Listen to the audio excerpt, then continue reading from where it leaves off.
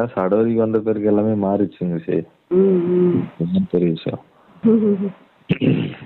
ஆமா, இவ்வளவு எனர்ஜெட்டிக்கா இருக்க மாட்டாங்களே. பேட்டரி லோவா தான் இருக்கும் எப்பவுமே.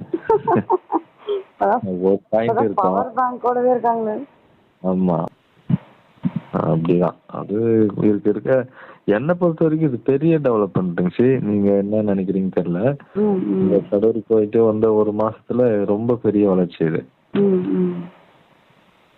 அது ஏன்னா இப்ப வெளியே பாக்குறவங்களுக்கு அவங்க இப்படி இருக்காங்க. அந்த குழந்தைத்தனத்திலேயே இருந்து இந்த விஷயத்தெல்லாம் அப்படி அது அந்த ரியலைஸ் பண்ணி என்கிட்ட அதை சொல்லுவாங்க. இதை எனக்கு இப்படி இருக்கு கான்ஃபிடன்ஸ் லெவலு, இதை நான் செஞ்சிருவேன். முன்னாடி அப்படி சொல்ல மாட்டாங்க. ஒரு அன்னவுன் நம்பர்ல போன் வந்தா கூட டக்குன்னு என்கிட்ட கொடுத்துருவாங்க. யார் தெரியல பேசுங்க. இப்ப நான் ஒரு நம்பர் கொடுத்து பேசுங்கன்னு சொன்னா பேசுறாங்க. ஆமாங்க சரி. இப்போ ஒரு நம்பர் கொடுத்து இந்த நம்பர் போடு பேசு அப்படின்னா பேசுறாங்க. எல்லாத்துக்குமே. முன்னெல்லாம் பைக்ல உட்காந்துருப்பேன், இந்த கடையில போய் இது வாங்கிட்டு வா அப்படின்னுவேன்.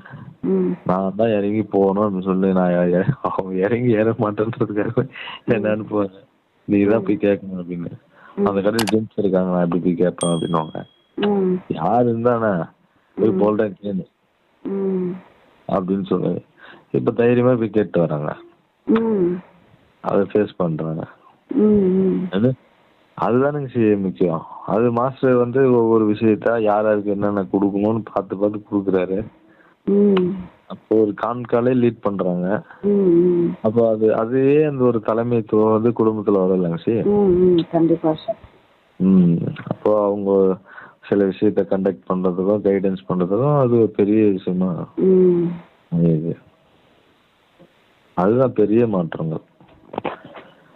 அது வாழ்க்கையில எல்லா விஷயங்களும் சேர்ந்து வந்துடுது இல்லைங்க சார். நம்ம ஒவ்வொரு ஆக்டிவிட்டி பண்றதும் ஒரு டூ இட் டுடேவா இருக்கட்டும், இதுல எல்லாமே அதுக்கு எல்லாத்துக்கும் ஒரு ரீசன் இருக்குங்க சார். டே டு டே லைஃப்ல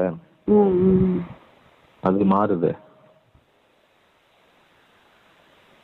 ஆனா ஒண்ணுதாங்க சார், நம்ம இப்போ சடோரி அட்டன் பண்றோம், நமக்கு ஒரு மாற்றம் வருது. அதுக்கப்புறமா நம்ம மூலியமா இன்னொருத்தவங்களை அட்டன் பண்ண வைக்கிறோம், அவங்களுக்கு ஒரு மாற்றம் வருது. நம்மளுக்கு அடைஞ்ச சந்தோஷத்தை விட அவங்களுக்கு ஒரு மாற்றம் வரும்போது நம்மளுக்கு அடையிற சந்தோஷம் இருக்கு பாருங்க. இது ஆனந்தம் சொன்னா அது பேரானந்தம். அப்ப எப்போ சொல்லுவேன். கண்டிப்பா நம்ம அடைஞ்ச ஆனந்தத்தை இன்னொருத்தவங்களுக்கு அடைய வச்சு அதை பாக்குறப்ப இருக்கக்கூடிய ஆனந்தத்தை அதோட வேற பெருசா எதுவுமே.